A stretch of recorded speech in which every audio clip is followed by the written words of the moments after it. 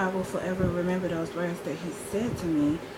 So now I have to try to not allow what he said or what anybody says that's negative to me, towards me. I have to somehow not let that get to me. And that's really, really hard. You know, all I do is lay here and my mind begins to just run with all of these different thoughts. And it's hard for me to kind of let those things go. So all I can, think about is what he said to me, what people says about me, things of that nature. And it's very hard because sometimes you look at yourself and you start to think that those things are true. And a lot of times that's how I feel. I feel like, you know,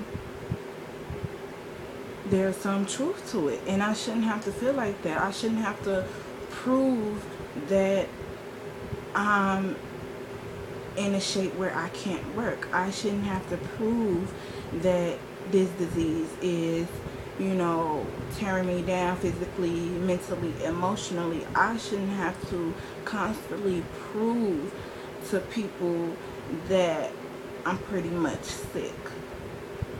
You know, I don't want to dwell on having interstitial cystitis because I want to try to find a way where this doesn't define me. I want to try to find a way where, yes, I have this disease, but I'm able to do this. I'm able to do that. I've accomplished this. I've achieved that.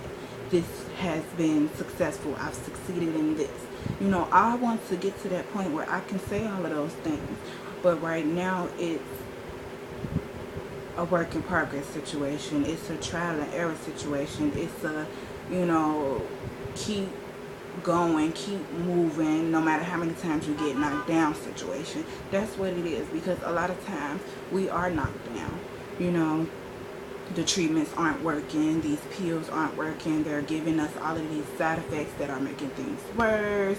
We're having other issues that kind of counteracts with this, disease, and just all of these different things. And nobody understands better than a person that's living with interstitial cystitis. And until you have lived with this disease, until you have experienced what this disease brings, then you have no right at all. And even if I didn't have this disease, you have no right to verbally abuse someone. You have no right to bully someone. You have no right to be negative, to be mean, to be derogatory, to just say nasty, harsh, cruel words to me or to anyone.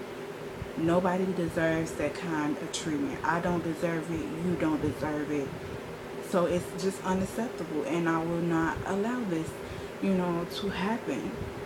So I just wanted to say that if you are in a space where someone is verbally abusing you, someone is mentally abusing you, emotionally abusing you, if you are in a space where someone is just constantly bullying you, picking on you, being negative towards you because you have this disease and, it's not a lot that you can do right now, I encourage you to try to remove yourself from that situation.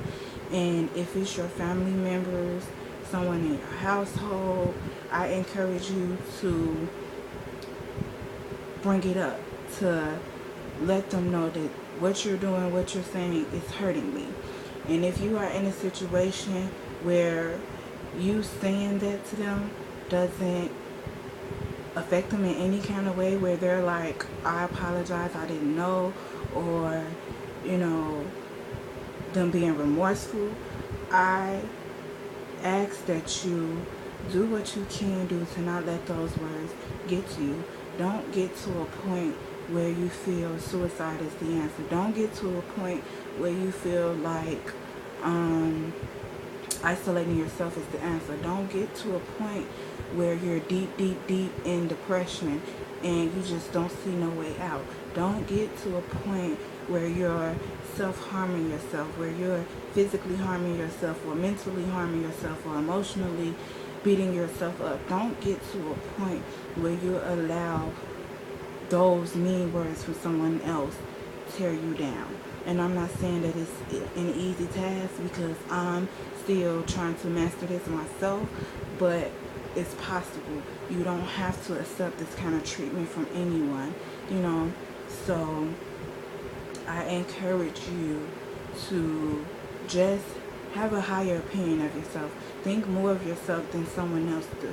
You know, if you don't have a good opinion about yourself, if you don't think that you're worthy, you're valuable, then other people won't, think that about you. And even sometimes when you do think you're worthy and valuable, still other people won't think that about you.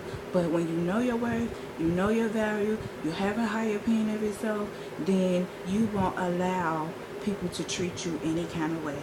And for us to have interstitial cystitis, sometimes we do let people just say things to us, but we can't allow that to happen. We can't allow people to just say whatever they want to say to us, because if you do, it'll just make things worse on you. So I hope this has helped somebody. I really wanted to get my experience out there and let people know that I do experience this type of stuff, sometimes, and it's very hurtful, it's very painful, but I'm going to try my best to not let those words get to me. As far as the desert harvest, I will keep you guys updated on how this works for me. I'm going to talk to my urologist nurse soon, and hopefully, they can help me with this. So I'll give you updates on that.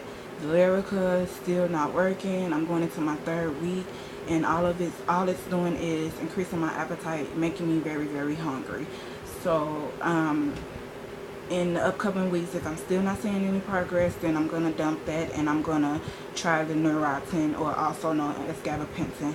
But yeah, you guys have a blessed day, and stay encouraged, stay strong, and just hang in there. I love you guys, and I will talk to you soon. Bye.